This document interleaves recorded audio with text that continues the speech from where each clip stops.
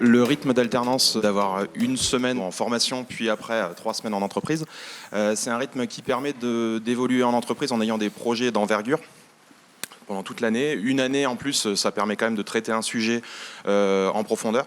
Ils ont des sujets d'une importance en général complexe et les entreprises donc sont très friandes de ce type de profil. On a vu qu'elle a évolué et que maintenant elle a pris une assurance, une légitimité aussi professionnelle qui fait qu'elle est reconnue par ses pairs en entreprise comme une professionnelle à part entière. Qu'est-ce qui a motivé votre choix de continuer ce parcours ? En fait, je me suis posé la question à un moment donné, est-ce que j'arrête les études après mon DUT ou est-ce que je continue dans une formation sur 1 an ? Et pour en avoir le cœur net, du coup, je suis allée à la porte ouverte, aux portes ouvertes de Tetra.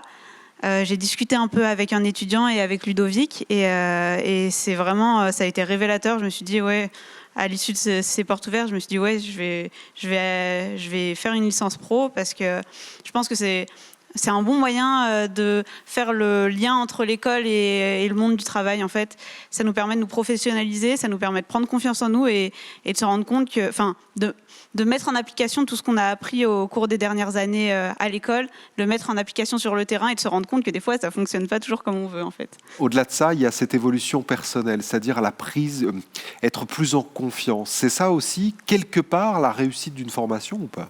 Oui, je crois que c'est important d'arriver à prendre confiance en soi. C'est vrai que les premières réunions que j'ai animées face à des vrais professionnels, des personnes qui étaient plus âgées que moi, qui avaient beaucoup plus d'expérience que moi, au début, c'était très compliqué.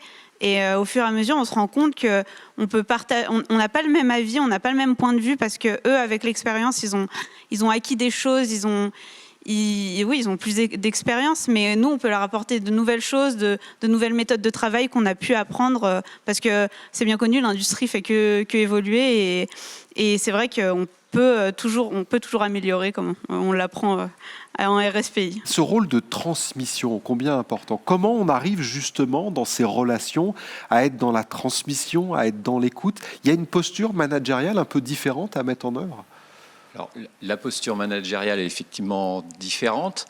Malgré tout, on se met dans une position professionnelle. Et moi, quand j'accueille un étudiant, je le manage un petit peu différemment au début dans l'accueil. Et plus j'avance dans son année d'alternance, et plus je le manage finalement comme un technicien de mes services. Donc c'est vrai qu'on parlait d'évolution tout à l'heure. On sent vraiment l'évolution entre au début où on les accompagne, on les aide à s'organiser, on les aide à prendre confiance en eux. C'est vrai qu'ils ont souvent pas très confiance en eux, ils se sentent tous un petit peu, ils se disent timides, etc. Alors qu'en fait ils ne le sont pas. C'est juste qu'ils sont nouveaux dans le monde du travail et qu'il faut qu'ils prennent confiance en eux. Et donc on les accompagne et au fil des semaines, au fil des mois, finalement, le management devient presque comme un autre professionnel. Il y a cet apport finalement de compétences un peu plus importantes sur la vision de l'industrie, avec de nouvelles méthodes, de nouveaux apports. Est-ce qu'ils sont, ces alternants, parfois pourvoyeurs d'idées nouvelles dans les entreprises qu'ils accompagnent ? Est-ce que ça a été le cas pour vous, de voir des personnes investies qui, à un moment donné, vous font réfléchir un peu différemment, même si les process industriels que vous avez mis en place font forcément des process industriels d'avenir, mais est-ce qu'ils nous amènent une vision externe, de sortir parfois un peu la tête du guidon ?